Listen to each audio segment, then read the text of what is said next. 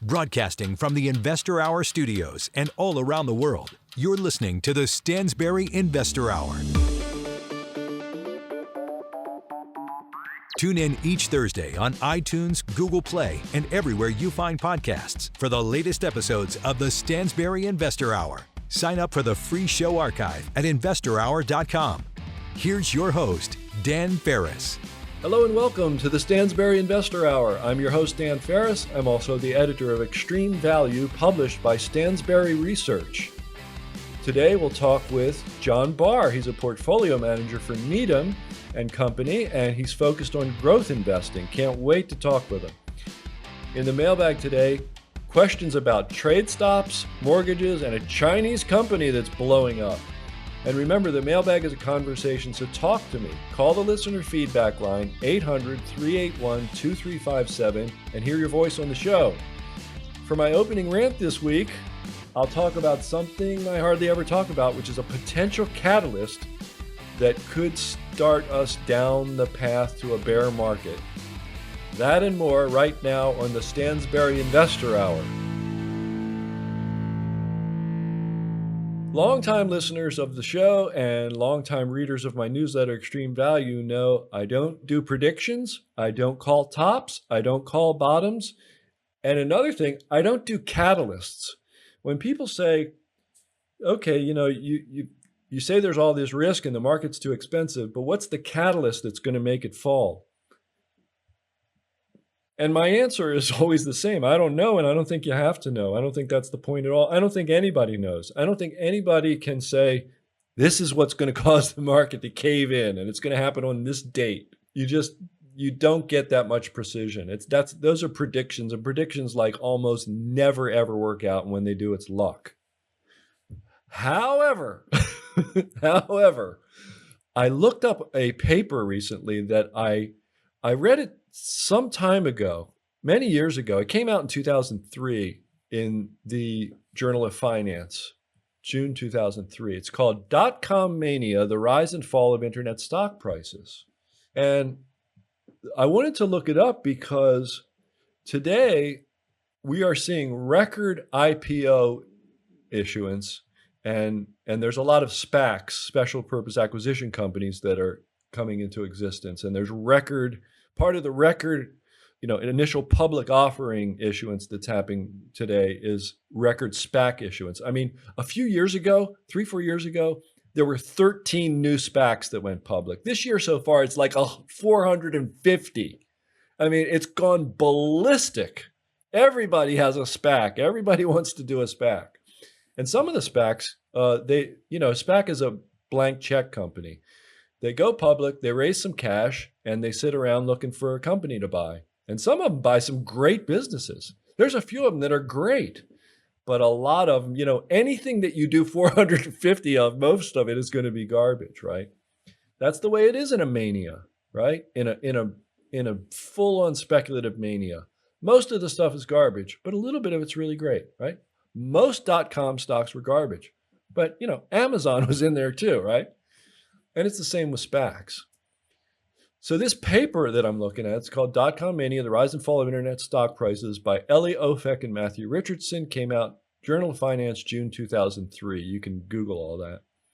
And there's a sentence in the abstract that kind of underscores what I'm thinking here, because the .com Mania saw record IPO activity as well. And they conclude in their abstract, the last sentence of the abstract, which is a little paragraph at the beginning of a formal paper that tells you what it's about. They say, we link the internet bubble burst to the unprecedented level of lockup expirations and insider selling. So what's a lockup expiration? When a company goes public, there are people who own shares privately, right? The founder and, maybe some of his top lieutenants and so forth, insiders, board members, whoever, early investors, sometimes private equity companies, venture capital, whoever. There are people who own shares when a company goes public. And it's not required by law, by regulation or anything, but it's become traditional for them to agree to not sell their shares, right? They're locked up for some period of time after the company goes public. It's typically, I think for a regular IPO, it's like, a month or 3 or something like that. And for a SPAC, it'll be like typically maybe 6 months after they do a transaction and merge with an actual business.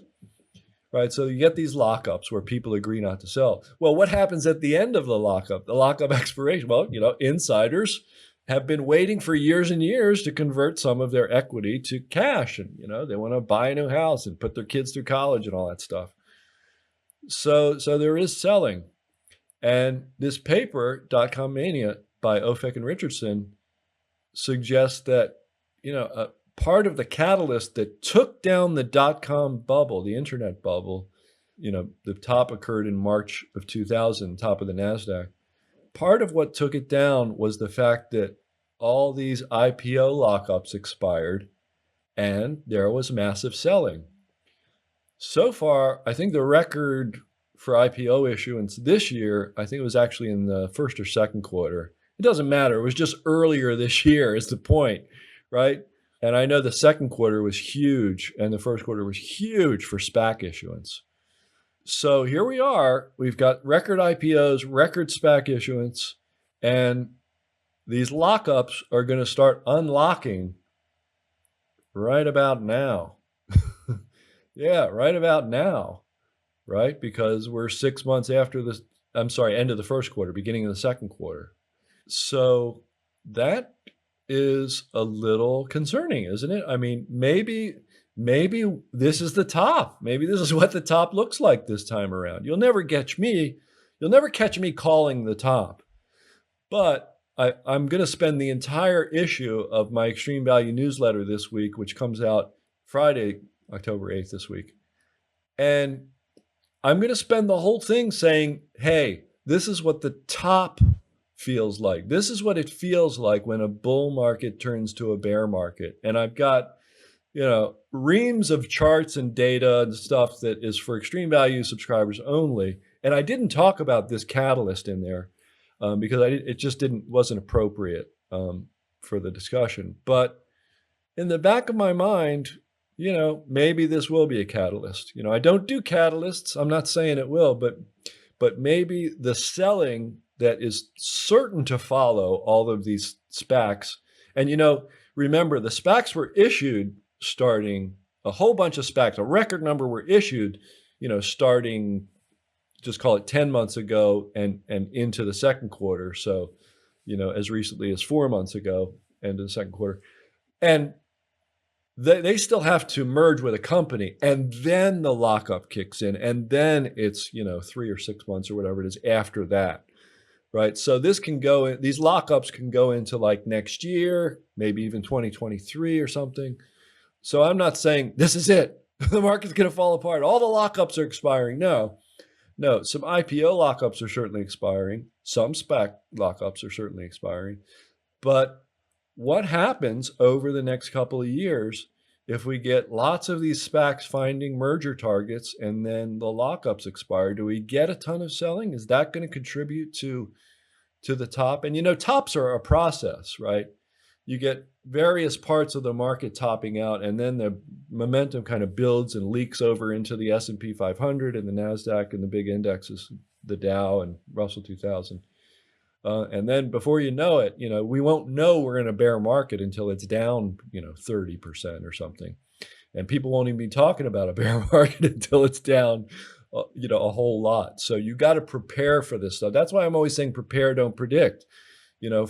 For one thing, you can't predict hardly any securities price movements, but you sure as heck can't predict the moment when we all say, the bear market started, right? Various sectors top out at different times. It's a process. It can happen over a period of 2 years or more or whatever, or several months. And then, at what point, it's almost like there is no when. When people say, when is the top? It's almost like there is no when, right? But I just want to know what it's going to look like. I'm curious to see what it's going to look like over the next few years if we get lots of SPACs merging with lots of companies and lots of lockups expiring. Because, if they don't merge with companies, they'll just liquidate and give investors their money back and it won't be any big deal. right? But if they do merge with a lot of companies, if we see lots and lots of merging of SPACs in the next year, next several months, that means lots of lockup expirations, maybe 3 or 6 months or so after that. Very curious to see what 2022 looks like. Where are we going to be a year from now? I don't know, and that's why I always say prepare, don't predict. I'm going to leave you right there with an interesting thought. Maybe Google that paper, .com Mania, The Rise and Fall of Internet Stock Prices by Ellie Ofek and Matthew Richardson. Right now, I want to get to my quote of the week. There's actually 2 quotes in here. The first one was from a press release from the Federal Reserve dated April 28th, when Jerome Powell said, "Inflation has risen, largely reflecting transitory factors." And in the meeting minutes, the Federal Open Market Committee meeting minutes, April 27th through 28th, which were released on May 19th, right? So almost a month later, there were 8 uses of this word transitory. Okay? And in the minutes, they said, after the transitory effects of these factors fade, participants generally expected measured inflation to ease. So this is why you hear people talking about transitory inflation, okay? That's where this narrative comes from. So recently, on September 28th, Jerome Powell was testifying in front of the Senate Banking Committee about the CARES Act, and he said it's frustrating. The persistent inflation is frustrating. So it went from transitory and now it's frustrating. Let me tell you how this works, folks. The narrative starts out transitory. Everything's going to be fine. Inflation is not going to be around long. And then it's around longer than we thought. It's frustrating. And the next ratcheting up is going to be something like, it's a little more persistent than we liked, but we expect it will fall soon. And then at some point, the narrative is going to be like, oh, crap, this is it. Gasoline costs $7 a gallon at the pump in the US, It's a narrative. It's a story they're telling you to try. It's like the Wizard of Oz. Pay no attention to that man behind the curtain. And the man behind the curtain is inflation. And they're trying to get you to pay no attention to the fact that you pay more for everything now. And oil is spiking up. And the Bloomberg Commodity Index is up like 39 or 40% so far this year. Everything costs more. This is inflation. And they don't want you to pay attention to it because they know that the stock market is more expensive than it's ever been in the history of forever. And that investors are more leveraged than forever, right? Margin debt to GDP is higher than forever. And what happens to equity valuations when inflation gets cooking good and hot? They fall. A 30% return on capital business and 10% inflation is 20% return on capital. And guess what? That gets a third less valuation in the stock market, roughly speaking, just say, or half as much. Maybe people get really scared. And if you look at a chart of the S&P 500 PE ratio back from the 50s to now, it's above 15 times earnings almost the entire time, except for when? During the 1970s, when it bottomed out. It's like during the great inflation of the 70s, bottomed out like 7 times earnings. So this quote of the week, I'll read the whole quote from the minutes of the FOMC. Expected surge in demand as the economy opens further, along with some transitory supply chain bottlenecks, would contribute to PCE price inflation temporarily running somewhat above 2%. After the transitory effects of these factors fade, participants generally expected measured inflation to ease. Yeah, BS. I'm calling BS on the Fed. It's a bunch of baloney. It's a narrative. Inflation can kill investors. It's bad for business. They don't want you to know that it's happening. And that's my quote of the week. Obviously, I'm worked up about it. All right.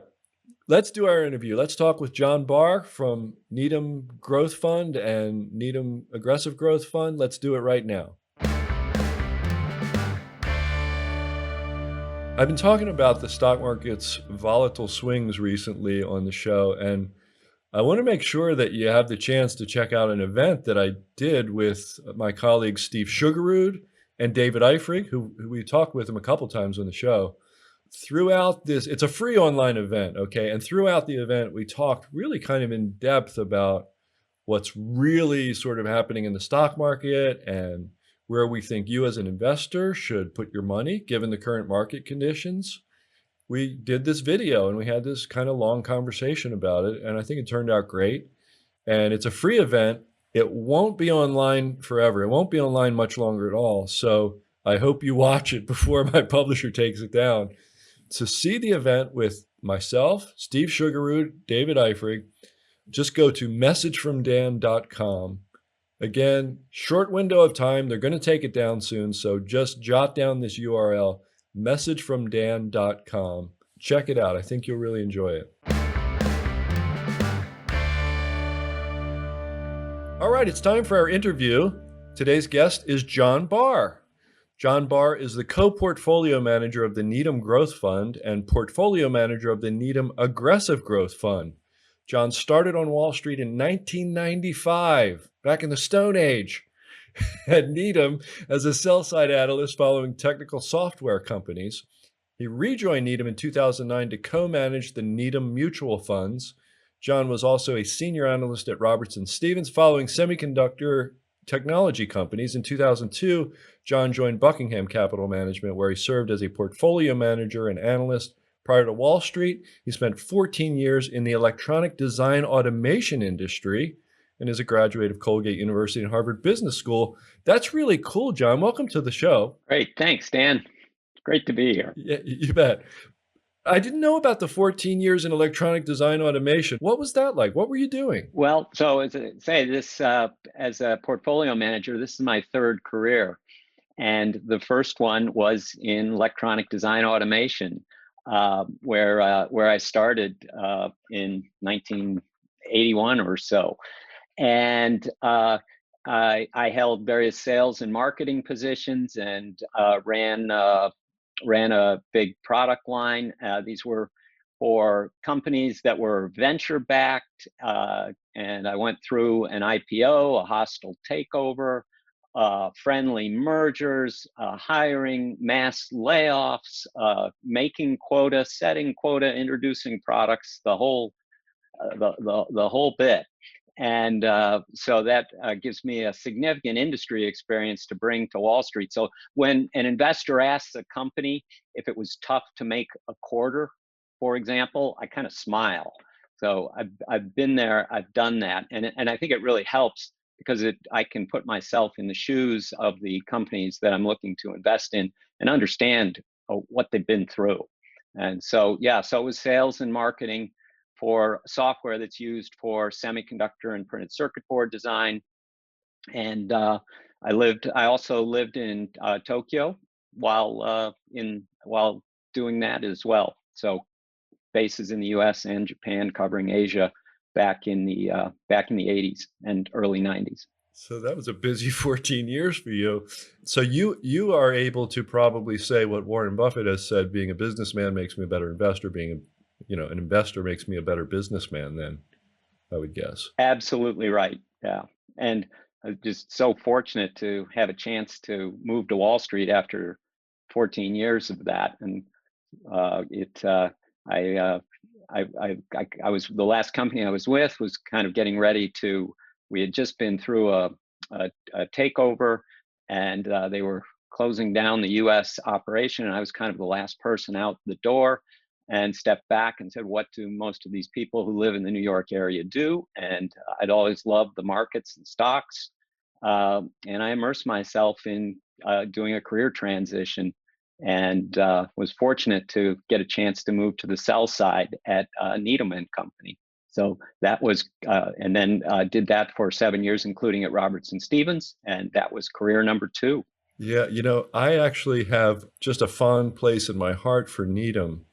I wish I could remember the fellow's name many, many years ago, maybe 20 years ago, or more than that, 22 years ago. I was researching some solar panel company or another, And I wanted to get really excited about it. And he said, no, no, no.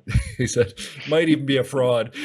And I kind of went ahead with it. And he turned out to be right, and I turned out to be wrong. And from then on, I thought, boy, I'm going to listen to when Needham talks, I'm listening. So yeah, it sounds like the way you described the 14 years in design automation with all of the corporate action, the mergers and the IPO and stuff, it seemed a pretty natural. It sounds like it was a pretty natural transition for you. Like was it a big soul search, or was it as natural a transition as I feel like it sounds? It was really fun to have the chance to explore Wall Street, and I wrote a report on the industry. I went around and I went to the floor of the exchange. I met with traders. I met with portfolio managers, analysts, investment bankers. And this was a new world for me. I mean, I'd gone to business school, but that was 14 years before. And so I just immersed myself into it. And one thing I realized was it's nearly an impossible industry to get into. And it didn't happen right away. And I took another position with a great venture-backed startup. And then a year later, I got a call that Needham was interested in hiring a sell-side analyst to follow the area that I knew very well, electronic design automation. And didn't have to think about it very long and just jumped at the opportunity. And it turned out to be a great fit. It was a small firm, a partnership, and very focused on small and mid-cap growth equities, kind of companies that I came out of, and I knew my industry. So it wasn't much of a soul search. The biggest part of it was 3 young children, a mortgage, and what are you doing for 6 months? So I was again fortunate it worked out. Yeah. Yeah. Great. So I feel almost like I'm being polite chatting about all this stuff because I want to dive in and, as we sit here with, growth stocks kind of underperforming pretty dramatically the last couple of weeks, just say, and, ask you like, how's your blood pressure? Are you worried? Does this bother you? How are you feeling here in the early part of October 2021? Great, and generally always do. I mean, I kind of view, while we invest in growth companies, the mission is to create wealth for long-term investors. And that means, to me, picking a few great companies each year, adding them to the portfolio to replace others, and holding these companies for a long time. I mean, my average turnovers last quarter was 11% annualized. I average, about a 10-year holding period. So I pay little attention to the current news or market fluctuations, and I really try and find great businesses that I think can compound returns over time. Something you've heard and spoken of many times in the past yourself. I know. It's funny because, I talk about the current market action, as though a guy like you is going to care, right? It's just because this is a consistent thing, like all the traders we talk to are always talking about, cutting losses and position sizes. And all the folks like you that we talk to are managing for the long term are always going, don't care about down 5%. It just doesn't mean anything. So When it does come, here's the thing, John. When it does come to mean something, probably not for a guy like you, but for folks who invest in your funds, when they start getting nervous, that's when I would guess a portfolio manager's life becomes most difficult. If the Nasdaq, well, since you're doing aggressive growth and growth funds, I'm going to say Nasdaq. If that's down 30 or 40%, then I would imagine the phone starts ringing and clients start going, man, we're really scared, help me out here. What do you tell them? well, hopefully in investing in us, that they have understood my philosophy and how I invest in the kind of companies that we look for and how the portfolio works over time. Number one, and number two, I also hope that they have appropriately sized their position and diversified into other things that will perform differently in that type of market. So I think those are two really important aspects. Know that people know what they own, and second, that whatever they are in, they understand why they're in it and where it fits in their broader portfolio. So, but yes, the calls come, and it's not great. And yes, I do worry about these stocks, and on a daily basis.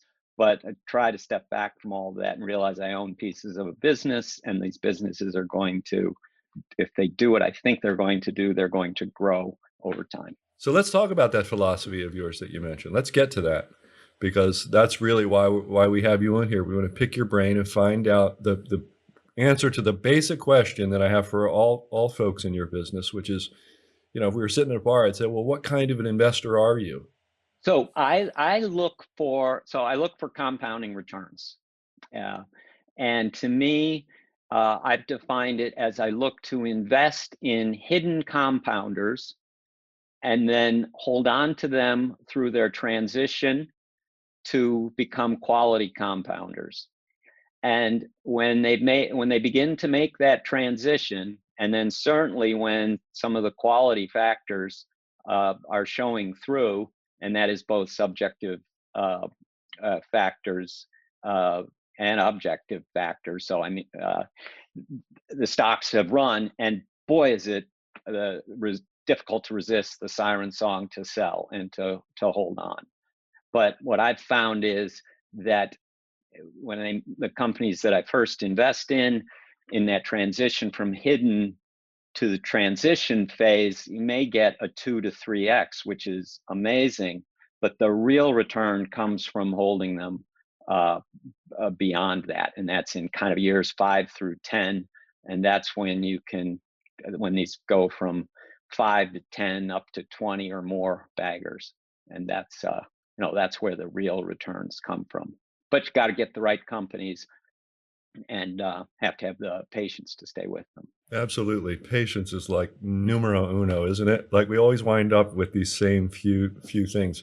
But what I'm interested in now is this transition. Sounds like, is that a transition to profitability, or what is that transition? So to start, how do I define a hidden compounder? Let's look at that first. So I'm looking for a company that can be 5 to 10 times its current size. And I'm looking for a management team that thinks long term. And to me, that means founders, run by potentially family or long tenured. I'm not so much interested in the hired gun who's been brought in. I'm looking for a management team that thinks long term. And then the third element is that it's a company that's in an investment phase. So the financials are not showing great results. Revenue may be flat or down. They may have been investing a lot in R&D, so they may have losses.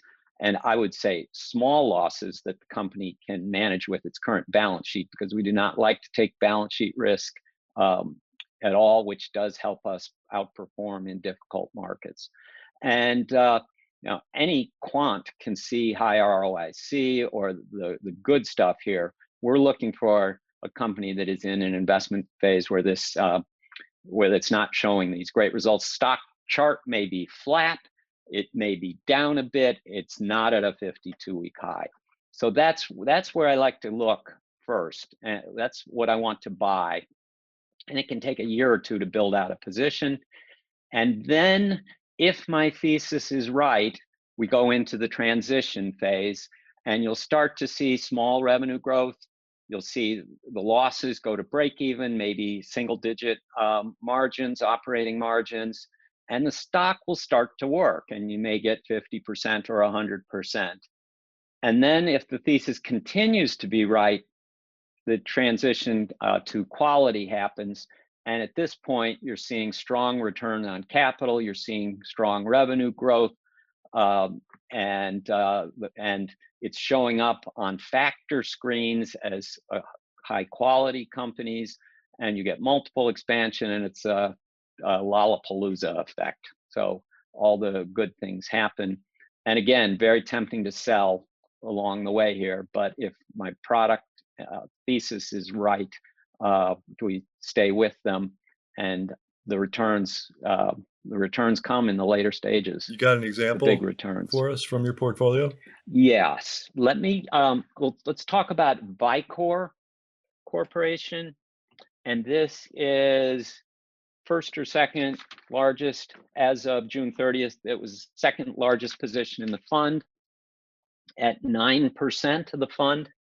So what happens when these companies really start to perform, they grow to the top of the holdings list. And so my top 10 holdings are 60% of the portfolio, so very heavily concentrated. And most of these, Vicor is pretty indicative of them. So Vicor is a 6 billion market cap company right now. Bought it when it was about 300. So it's about bought it around $7 a share in 2014, and it's currently at 130. So pretty close to a 20x. Now, disclaimer, not all of our investments turn out to be like this. This could go down at any time. And please investigate it yourself. But it has worked for me. So what do? They make small form factor power conversion devices. And this eliminates the need to convert back and forth between AC and DC power in a data center. And in the early 2010s, there was not much traction in the data center market, but in 2015, Google wrote a paper that indicated they were interested in this very technology. Never named Vicor, but if you were really close to the situation, you knew, and I thought I knew, that this would lead right to Vicor. And turned out I was right. So this enables 48-volt power distribution throughout a data center, and they have, I believe they have Google, and they should be well positioned to win many other data center customers. And the same technology can be very helpful in electric vehicles and other artificial intelligence processing chips. They all need high power, and they have very complex power conversion requirements. So this company is 300 million. Can it be 1 to 2 billion, 3 billion? I think it can be. Okay, management. It's founded by Dr. Patrizio Vincentiorelli in 1981. He controls the company through a preferred class structure. He's got 70 or 80% of the vote. And he invested $400 million in this technology starting in 2004. And the results looked horrible for years. And in 2014, when we bought, it was just as I had described. It was losing money, kind of flat revenue, but you had to understand this product and believe it was going to work. And so he had a big vision. He's the founder, he's the CEO, he controls the company, and he thinks long-term, really long-term. And starting a couple years ago, the financials started to turn, went through that transition phase, and is now showing profitability, but I think it's got a long way to go in showing better financial results as well as that revenue ramps. So if I'm right, I think they can earn $10 to $20 a share and more, and the company can be 5 to 10 times its current size. And despite the stock having run up, it could have the potential to go up more. So that's Vicor. Well, congrats. I want to drill down a little bit more on, if you could sort of take me back to 2014.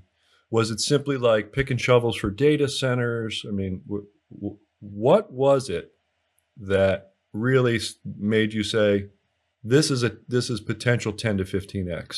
Well, I knew that power conversion was important and thought it was going to be important in data centers. And there was talk of what Google was doing and others were doing, and of course, saving power in data centers is a really big deal. So we had that as kind of a backdrop, but the core of their business had been selling into industrial markets, and they had a fine business doing that. And when the stock was at $7 in 2014, that kind of gave us the margin of safety to make that bet that this new investment could pay off. And I'll also point out the CFO bought a fair amount of stock in either 2013 or 14, which was what's really going on here? Yeah. Well, it's obviously something, right? So let me ask you this, John. Did you saw this need for power conversion data centers. Was this one of, 5 such picks, or did you just focus on Vicor? Well, for data centers, I was continuously looking. An earlier investment was the data center operator Equinix, and that was in 2009 or 2010. So, big fan of data centers and things that go into them. But in answer to your question, more broadly, semiconductors use a lot of advanced data centers use a lot of advanced semiconductors, and that has been an area of ripe investment for the funds going back to before I was there. I guess what I'm really curious about was you called the one power conversion company that became this huge 20 bagger, and I was curious to know, was that in a small basket of these, or you just for power conversion you just went straight to Vicor?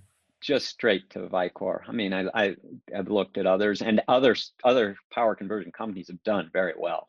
I mean, it's been a great area, but Vicor was the one that I picked for this. Interesting. So you're just part of your makeup as an investor is focus and concentration, 60% in the top 10 names.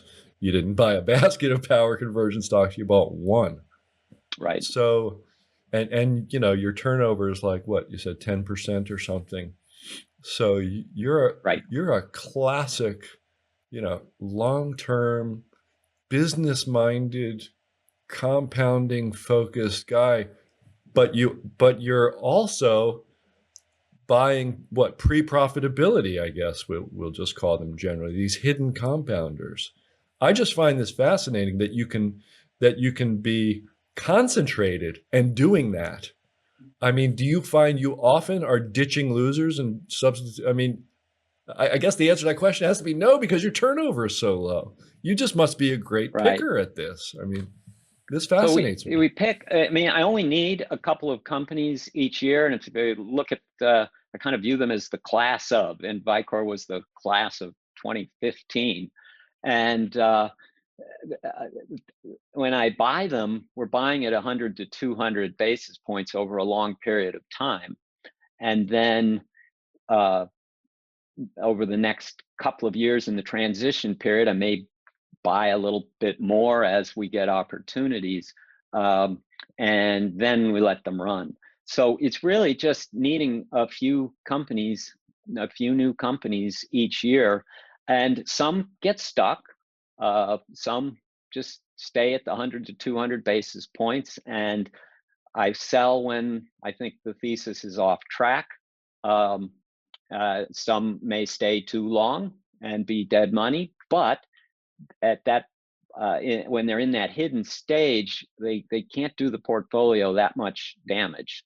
And so it's really when they get into the top 10 or 20 that they become the contributors. And then the interesting thing by this transition to quality, I think this is what really helps us outperform in down markets, because these companies have good profitability, good return on capital by then, minimal debt, and that outperforms in a down market. You bet. Yeah, there's nothing like making money to help you make money. You mentioned but you said, a company will generally, when we find it, will not be at a 52-week high. And you mentioned like what the charts look like. How important is all that? How important is that technical stuff and what the chart looks like to you? In the previous life, I was really into that, into the technical stuff, but in this life, not really, not at all. Um, but so the chart's really a reflection of what's going on in the business. So if the company hasn't really shown great results, the chart is not going to look so great generally. I see. You're just kind of characterizing the general situation then for That's us. right. It's not part of your analysis, really. Okay. That's right. You're a fundamental bottom-up guy all day long. Right. That's awesome. That's my flavor of investing, man. You know, you're buying a business, you're going into business with these people, right? And you're obviously staying there. Right. We're so lucky to be able to be partners with these entrepreneurs. If you think back in our country, 120 years ago, what chances were there for us to be financial partners with the great entrepreneurs? Not much, but we can do it now. Do you find that when when the thesis breaks and it doesn't work out, it sounds like, does that generally happens when you're early into building the position, or have you ever had one really disappoint you after it got to be 5, 6, 7% of the fund? Sure, we have. That's got to be tough to handle. It is, but the way that we have I've had companies that have been in that transition phase that got to be up to that 5 to 6% and then just didn't take off. So, but downside was relatively limited. But in a relative performance world, that hurts us. And one case, I thought I had an entrepreneur engineer running the company, and it turned out he ended up in the tabloids, having gone to Sundance and gotten himself into some trouble with this young lady there, and there was ugly things flying back and forth. And I thought, how does this guy have time to be going to Sundance and doing this? This is not the person I invested in. So that was the end of that. Yeah, I bet. John, I wonder if you did you listen to our episode with Bethany McLean? She had a wonderful take on this. I did not. I'm familiar with her work, but I missed that episode. Yeah. So, we were talking about Aubrey McClendon and Elon Musk and all these kind of wacky entrepreneur types. And she said, if you're going after those visionaries, you're going to get the wackos and the frauds and the people who show up at Sundance getting involved with some young woman, and you can't avoid it. Is that your experience as well? That is very much the exception, and you can tell by my description of Vicor and most of the other companies in the portfolio. I like companies that are run by the founders, and in technology, that often means an engineer. And I no, they are not distracted. They should not be distracted. They have one mission, and that is to build their company, and that's it. So no, we avoid the flashy companies and CEOs that are in the press. We want them working heads down to build their businesses. Okay, so we've talked about some of the bottom-up things that you look for and how you approach the hidden to the quality. That's really cool that you're finding them before they become quality and outperforming and stuff. Is there any type of a top-down component in your analysis at all? Do you think about any of that stuff, the interest rates or anything at all? Dan, it's a great question. Having been around with gas lines and stagflation in the mid-'70s and coming out of business school into the teeth of Paul Volcker and 20% interest rates and a public company. How about this? My small software company that I was with went public in '87, right before the crash, a week before the crash, in October of '87. So I've kind of seen these things, and I use a simplifying assumption, which is that monetary policy is easy, and that is just what Fed governors do. And there's only one exception, that's been Paul Volcker. And otherwise, their only job is to make money easy. And the second is that politicians of all stripes like to spend money and spend more than they have.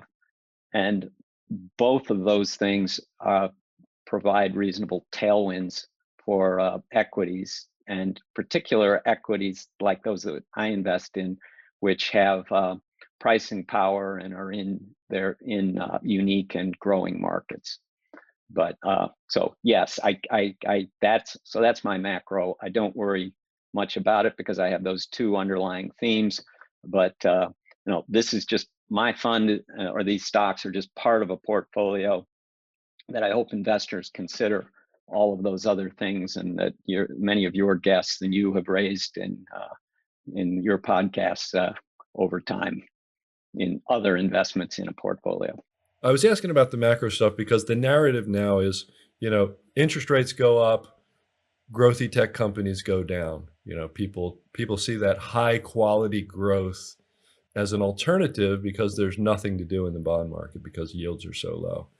So I was going to head that way, but it sounds like it doesn't really bother you at all. It doesn't, the recent action, a little bit of malaise in the market for a few days. It's just doesn't bother you at all. If my companies can do what I think they can on the top line in their new markets, they will power through it.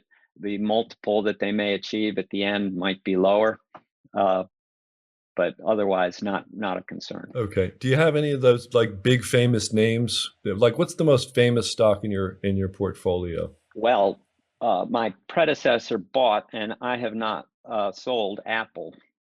So it's not small cap, it's in the portfolio, but it has incredible return on capital. I believe it can be a lot larger company, but it is not, that's not indicative of the portfolio, but it is the most famous. Yeah. All right. So give me this example. You sound like you got it. You're wanting to give me another example. Yeah, I mean, give you KVH Industries, which is a hidden compounder still. It's a $10 stock. It's a couple $100 million market cap.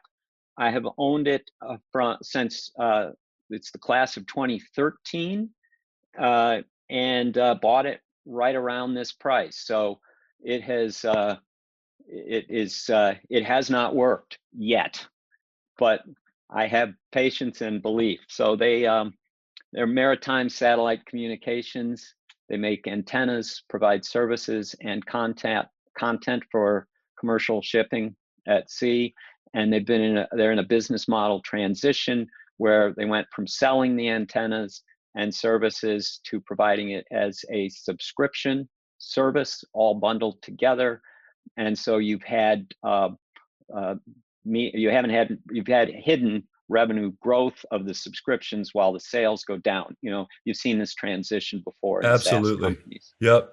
It's a wonderful opportunity, isn't it? You see this happening, the market really hates is. it, and long term it's brilliant, right? And the key thing is churn. They have minimal churn. In the past, they have been hurt with the energy sector, particularly in the Gulf and the ships, the vessels there, not using their service while things were down. But they are gaining market share. They have this hidden transition going on. It's run by a founder, and it provides a great margin of safety with a couple dollars of cash and on a $10 stock. And also their Japanese partner bought stock at this price a couple years ago. They defeated an activist earlier this year. So that is in the cards if they do not perform over time. Once again, I'm sure. But I think this can be a much larger business than the couple $100 million that it is today. Yeah, just on the face of it, valuation's attractive. On the face of it, I love it. It's maritime shipping. I mean, it's capital intensive, extremely competitive. It's like the last thing on earth that I want to be in. It's highly cyclical. It's not a great compounder, but then this thing acts like some kind of a royalty, right? Right. It's beautiful. And they need, and on ship, they need the same high bandwidth communications that the rest of the world has. And crew retention in this day and age with vessels out in Long Beach for months at a time waiting to get in, and backed up all around the world. So I'm hopeful that KVH will be able to move from a hidden up to a quality compounder.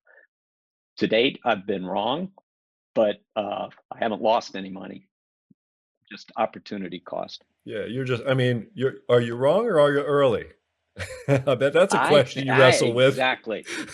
I think I'm early, and with this investing style, that happens. Yeah. Yep. That's actually a really good question, isn't it? Is he wrong or is he early? And how the heck do you know? How do you ever know? Do you? I mean, does one ever really know if they're wrong or early, or do you have to wait until the market tells you, well, we were wrong, we were early, whatever? I stay as long as my thesis is intact. Are they making progress with major customers? In this case, what's the uptake on the agile plans? Is there churn? And if the answer is yes, I stay, even though the stock goes from 12 to 9, back to 11, back to 9. And it's been in this range for a long time. Can you make this a little more concrete for me, John? What, like, it's a subscription business. What does a subscriber subscribe to? What do they get? They get an antenna, a maritime antenna, VSAT antenna, put on their ship. They get the communication services, so voice and data for the crew and for the ship management. And then they also get entertainment, content, news, all the stuff that we would get through Netflix and subscriptions. So they get all of that bundled together for somewhere between 1,500. Well, actually, there's a new small antenna version, so under $1,000 up to a couple $1,000s a month. And the neat thing about this in the shipping industry is ships are owned by one entity, they're managed by another entity, the crew is placed by a completely different entity. So if you're asking them to put a $200,000 capital investment in place on the vessel, who's going to pay for it? And because they don't know which, it's some other entity that's benefiting. But if you bundle it into OpEx as a subscription and can be returned at any time, it really reduces the barriers. I see. So, yeah, wow, it does. That's interesting. So what does the competition look like for this? Competition is siloed. So there are companies that sell antennas.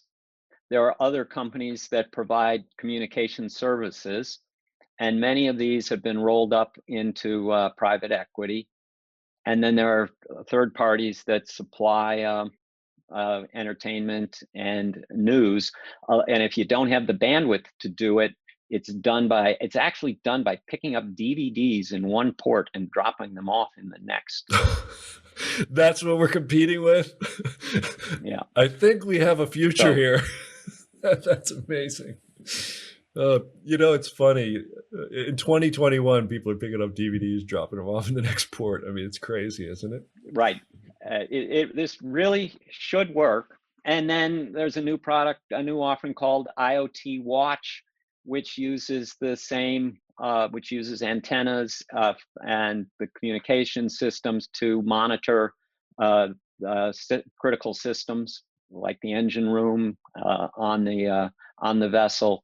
And because otherwise the alternative is some guy in the crew doesn't know anything about the engine, has to go down there, try and diagnose and fix something.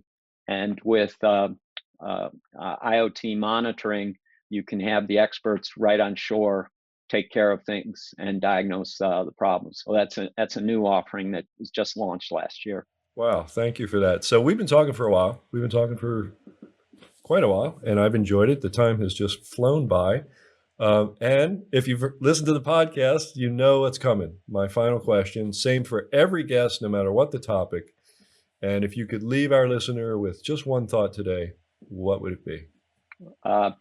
So I think public markets are a great gift for long-term investors. And it's just a great opportunity for all of us to build wealth over the long term. Perhaps not for speculators and traders, although they have their own ways of making money. But I think the markets are a great gift, and we should take advantage of it. And the best way to do that is to learn about investing and continue to hone your craft as an investor. Well said. Well said. I agree. Isn't it just such low-hanging fruit to just get past all the noise? Don't be a trader. Be a long-term investor. Hold for the long term. That is, it's so simple. It's really hard for people to do emotionally, but it really doesn't it not constitute such low-hanging fruit? Where else would the average person who might not be an entrepreneur get the chance at those kind of returns? Nowhere. Right. Yeah. Well said. Thank you for that, John, and thanks for being here. I appreciate it. It was a good talk. Thank you very much, Dan. All right. We will definitely be inviting you back sometime. Maybe we'll invite you back in a year and ask you if you're still holding Apple.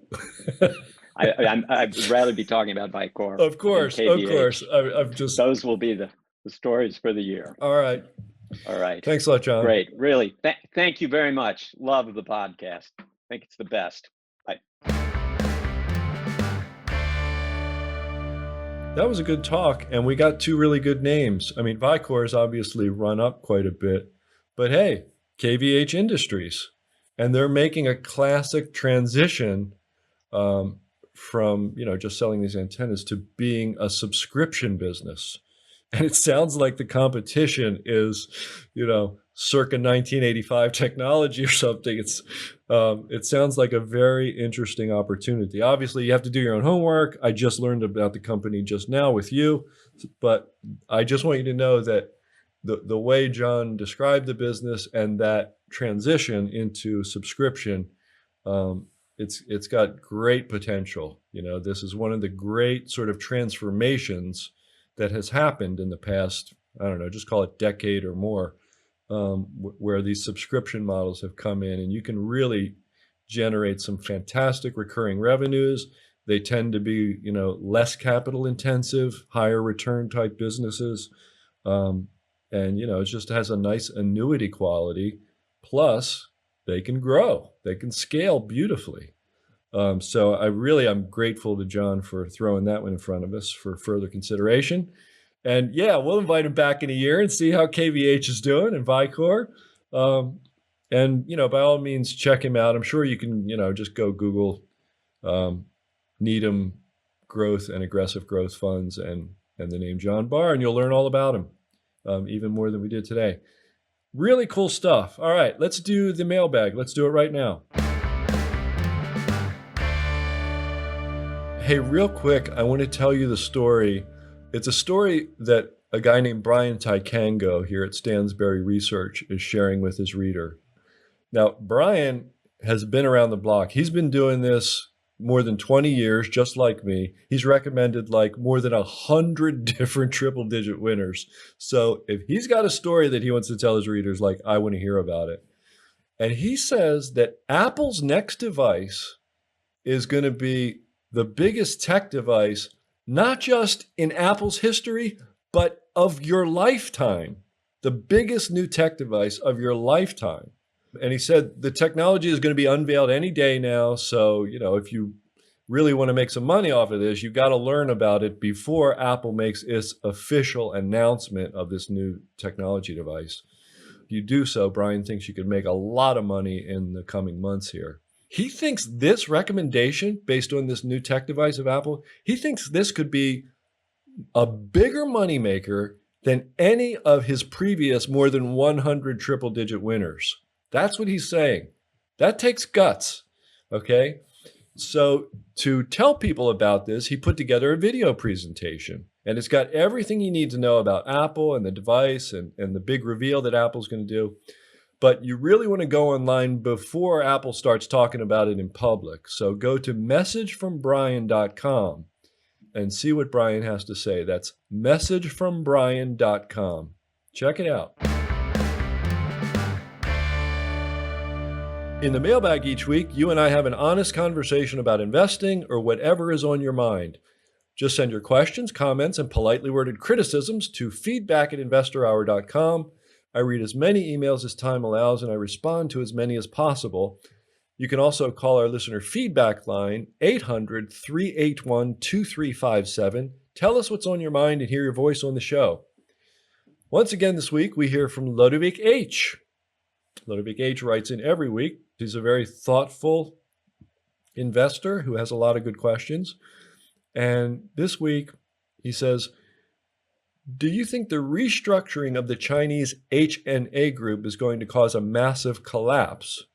A write-off of 60% of the debt, and in China, there is no well-functioning court system. Domestic and international investors are not treated the same, but it would include the sale of roughly 10% Deutsche Bank and 50% of Hilton. Ludovic H. Well, I don't think it would cause a massive collapse. You could see some weakness in Deutsche Bank and Hilton, but I don't think this one event is going to necessarily cause, a massive collapse in the Chinese stock market or the global stock market or the US stock market. And, as far as no well-functioning court system in China, I actually don't know. You sound like you know more about that than me, but I would be shocked if the headlines, in the next few days or weeks or whatever it was, where, Chinese HNA group, collapses the whole system or whatever it is. This would surprise me, but it's a good question. You always want to know. You're always curious. It's good to be curious about what could make something completely blow up. And, a highly indebted company having problems could certainly cause some kind of a blow up. The company's going to blow up, that's for sure. Good question. Jeff B is next. He's a Paid Up Alliance member, he says. He says, hello, Dan. I've been listening to the podcast since its inception, and I love tuning in every week. I've even taken to having my teenage son, who has shown some interest in investing issues, listen in when I go back and review some of them related to more fundamental aspects of investing. Thank you for all the guest questions and advice. Thank you, Jeff. Appreciate it. Jeff says, I'm just curious what your view on the question of whether to pay off a mortgage if you can, or just continue the payments when interest rates are so low. I've read quite a bit on this, and it always seems to come down to, it depends, especially given some predicted inflationary times ahead. What are your thoughts? He has another question. I'll answer this one first. Yeah, so if inflation is coming and you don't mind making these payments and you're, relatively young, maybe, it certainly makes sense. It is a personal decision. It does depend. That is true.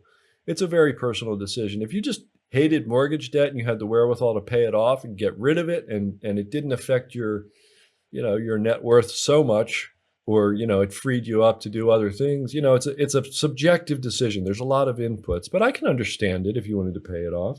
I could also understand it if you said, something, it's guaranteed the US dollar is going to be worth a lot less in 10, 20, 30 years. So of course, I'm going to stretch these payments out at a dirt cheap interest rate over as long a period of time as I can, because, you borrow dollars today and you're paying it off in toilet paper over the next 3 decades. It's great, right? So I can understand that too. It's too subjective. I can't give you a definite recommendation on what you should do, but those are my thoughts. Next, Jeff says, as I mentioned, I've listened to the podcast since the beginning. I haven't heard you mention Russian spam recently. Have they given up, or have you found a way around it? Thank you, Jeff B. We found a way around it, Jeff. We don't get any more of that. I think I complained about it so much, they took care of it for me. Next and last is Farron T. And Farron T has a question about trade stops, which we talked about recently with our recent guest, Keith Kaplan. So Farron says, Dan, I'm a huge fan and Alliance member of Stansberry Research and the Investor Hour podcast. I'm also a lifetime member of the Trade Stop suite of products. Keith Kaplan underscored the way to get out, ensuring that you have a minimal loss. Keith Kaplan underscored this by saying that when the signal turns red, sell. I like it. It makes sense to me. However, all three of the Stansberry analysts have current outstanding recommendations that are in the red according to trade stops. And Farron is referring to the presentation that you can see at messagefromdan.com with Steve Sugarud, Doc Eifrig, and myself. And she says he or she, Farron, says we all three have current outstanding recommendations that are in the red according to the trade stop system. And she lists the extreme value reds according to trade stops here, and says, you agreed that trading your recommendations using trade stops generated a better return than without. So why are you still holding on to red positions? Should I be selling when the trade stop signal turns red or wait for the analyst to say sell? Farron T. Farron, the decision is yours. It really is. Just like the decision is mine whether or not I want to use a trailing stop on a recommendation. And as you pointed out, we have recommendations in extreme value where we just don't use trailing stops. I mean, for example, with Equity Commonwealth is one of the ones that's in the red that you listed. Why would I ever sell that? It's a giant pile of cash and a few buildings left over from the Equity Commonwealth real estate portfolio. So you're just sitting there waiting for the most brilliant real estate investors in the world to either liquidate the rest of the buildings and maybe pay out all the cash. So you're not going to lose a penny. Or maybe we get a big crash in some part of the real estate market and these brilliant people, this is Sam Zell's people, go into the market and make a killing buying up cheap real estate. I mean, why would I ever sell it? And the other positions are the Sprott Silver and Gold trusts and just silver and gold bullion. So silver and gold are long-term wealth preservation vehicles. I'm not trading them. I personally don't see any reason to ever sell them, ever. I'll never sell silver and gold. I sold gold one time in my life. I deeply regret it. I'll never do it again. So that's just part of my strategy in extreme value. You may have a different one. So it really is up to you what you do with the trade stop signals and what you do with the extreme value advice. We can only go so far. I can't reach into your portfolio, and I can't say that one decision is best for everybody because it's just not true. I hope that helps, Farron. It's a very good question. I'm very glad you asked it. And that's another mailbag, and that's another episode of the Stansberry Investor Hour. I hope you enjoyed it as much as I did. We provide a transcript for every episode. Go to www.investorhour.com, click on the episode you want, scroll all the way down and click on the word transcript and enjoy. If you like this episode, send someone a link to the podcast and help us to grow. Anybody you know who might enjoy the show, just tell them to check it out on their podcast app or at investorhour.com. Do me a favor too, subscribe to the show on iTunes, Google Play, or wherever you listen to podcasts. And while you're there, help us grow with a rate and a review. Follow us on Facebook and Instagram. Our handle is @InvestorHour. On Twitter, our handle is @investor_hour. Have a guest you want me to interview? Drop me a note at feedback@investorhour.com or call the listener feedback line 800-381-2357. Tell me what's on your mind and hear your voice on the show. Till next week, I'm Dan Ferris. Thanks for listening. Thank you for listening to this episode of the Stansberry Investor Hour. To access today's notes and receive notice of upcoming episodes, go to investorhour.com and enter your email. Have a question for Dan? Send him an email, feedback@investorhour.com. This broadcast is for entertainment purposes only and should not be considered personalized investment advice. Trading stocks and all other financial instruments involves risk. You should not make any investment decision based solely on what you hear. Stansberry Investor Hour is produced by Stansberry Research and is copyrighted by the Stansberry Radio Network.